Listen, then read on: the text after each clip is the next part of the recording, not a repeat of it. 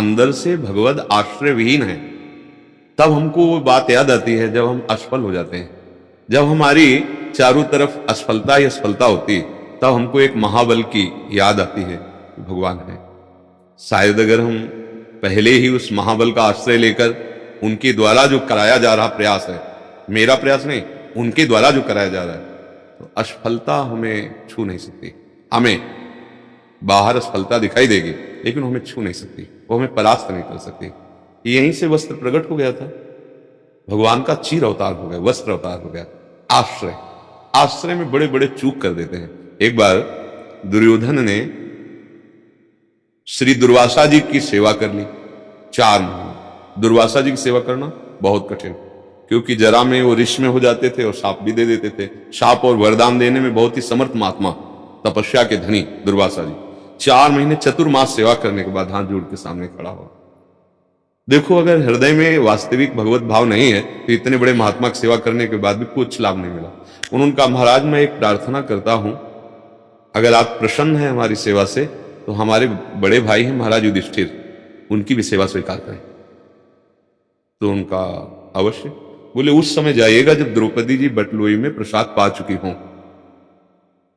ठीक है, 4 महीने की सेवा का फल क्या मांग रहा, उद्देश्य अंदर क्या है उसका, कि ये सब पांडव नष्ट हो जाएंगे, क्योंकि जो ही बटलोई में द्रौपदी जी पा लेती थी कुछ बचता नहीं था। तो जब ये जाएंगे अपने शिष्यों के साथ हजारों की संख्या में, तो भोजन व्यवस्था हो नहीं पाएगी, श्राप दे देंगे।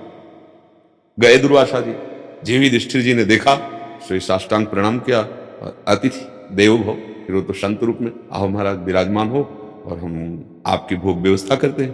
क्योंकि प्राय संत जनों को गृहस्थों के यहाँ से ही आहार विहार की प्राप्ति होती है, जैसे वस्त्र आदि है, भोजन आदि है। तो इसीलिए हम गृहस्थ धर्म को सबसे बड़ा मानते हैं, क्योंकि वहीं संत प्रकट होते हैं। संतों का पालन पोषण भी निमित्त रूप से गृहस्थ धर्म, मतलब वस्त्र कहाँ से मिले हैं, भोजन कहाँ से मिलता है। तो गृहस्थ का कितना बड़ा उदार हृदय होता है कि वो उत्तम रसोई तैयार करवा करके संतों को।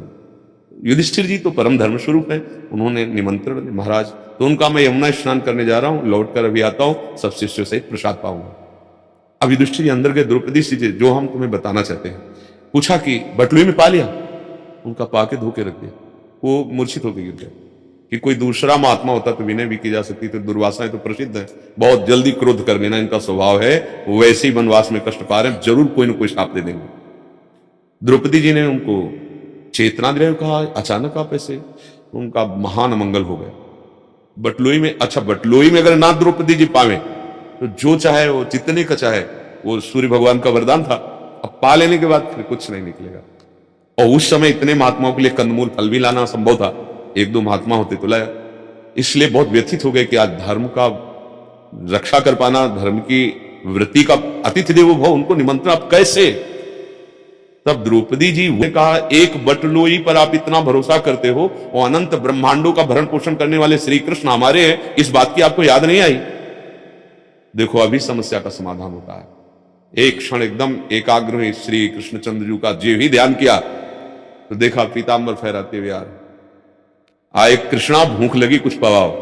बोले जानबूझ करके ऐसा कुछ कह रहे हो ना, क्योंकि इस समय बटलोई धोके रख दी है ना,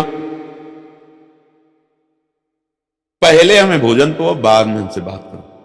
उनका प्रभु इस समय बटलोई दो, बोले लाओ ना बटलोई, कर तुम अकर तुम अन्यथा कर तुम सर्व समर्था सा ईश्वरा। पतिव्रता द्रौपदी जी हैं, भला वो पवित्र पात्र कैसे रहने देती अगर धोया है तो, और वो वरदान की बटलोई भला उसमें कैसे बच जाएगा जब सूर्यदेव ने कह दिया द्रौपदी के पानी के बाद कुछ नहीं बचेगा। उसी से निकाला एक शाक का शीत और ऐसे लिया, भगवान सर्व रूपों में विराजमान, पूरा ब्रह्मांड छक गया।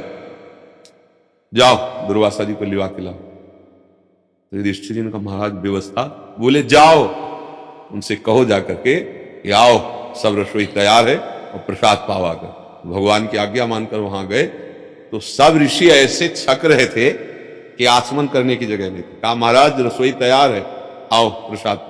तो उनका हमसे वरदान मांग लो, पर हम प्रसाद नहीं पा सकते। मतलब वरदान मांगने के बाद इसलिए कही कि बड़ी व्यवस्था, अब इतने शिष्यों की व्यवस्था और हम जाएंगे नहीं। तो उन्होंने कहा कि अब आप विचार करके देखो, उसने साधु सेवा की, आश्रय भगवान का नहीं तो क्या मांगा, उनके विनाश की बात, पांडवों के भक्तों की विनाश।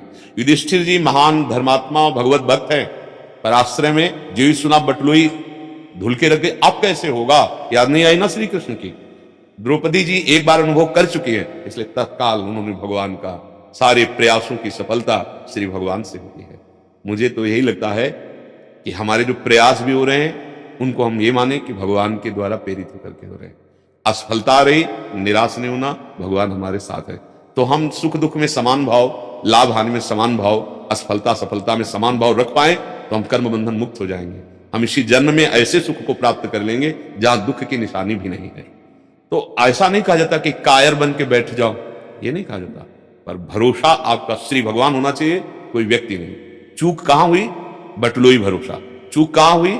पतियों का भरोसा। आंतरिक वृत्ति की बात कर रहा हूं, अपने बाहुबल का भरोसा।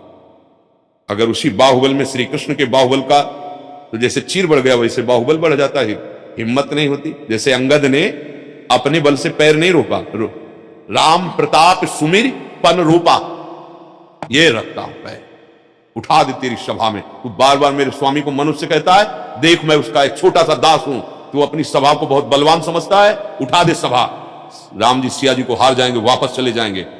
ये अंगद की सामर्थ्य नहीं थी, उसके सामने बात कर रहे हैं जो 20 बार कैलाश को उठाया है, भगवान शिव समेत, उस महाबली से बात कर रहे हैं। लेकिन कोई भी ऐसा ताकतवर नहीं निकला कि हिला भी सकता अंगद के पैर को। तो प्रयास हुआ, लेकिन प्रयास किसका हुआ? राम प्रताप सुमिर पन रूपा, कायरता नहीं। हम भगवान का स्मरण, प्रविश नगर की जय सब काजा, हृदय राख कौशलपुर राजा। भगवत चिंतन करते हुए, भगवान के बल का स्मरण करते हुए, जय पराजय में समान भाव, तो अमृत पद को प्राप्त हो जाता है, भगवान को प्राप्त हो जाता है। आप समझ पा रहे? कहीं भी कर्तव्य कर्म ना करने की बात नहीं कही गई। कर्मण्येवाधिकारस्ते मा फलेषु कदाचन, फल की इच्छा में समान रहने की बात सिखाई भगवान ने, और कर्तव्य कर्म दृढ़ता पूर्वक करने की बात कही है, और भगवद आश्रय से। अब हम लोग क्या करते हैं, अगर कोई विपत्ति आई तो हमारा चिंतन कहां जाएगा? बस चिंतन फाइनल करता है आप किनके हो, या उनका फोन नंबर है ना, बात करूं ना। हाँ, चूक हो गई। पहला हमारा चिंतन भगवान के चरणों में, प्रभु। अब वो प्रेरणा हुई कि उनका नंबर फोन लगाओ, फोन नंबर लगाओ। अब हमारी गलत रास्ता नहीं जा रहा, क्योंकि उनका चिंतन हुआ, उन्होंने कहा मैं इस रूप में संभालूंगा, फोन करो। अगर प्रभु को भूल गए और फिर किसी काल में आश्रय हुआ तो शरणागति में कलंक लग जाएगा, बात बननी असंभव हो जाएगी। क्योंकि जिसको तुम फोन कर रहे हो वो एक अल्पज्ञ है, वो एक देशी है, वो अल्प सामर्थ्य वाला है, और हमने जो आश्रय लिया वो सर्वज्ञ है, वो सर्वदेशी है और सर्व सामर्थ्य वाला है। वो किसी को भी निमित्त बनाकर हमारा कार्य जो असफल है उसे सफल कर सकता है। हमें यह भरोसा रखना चाहिए।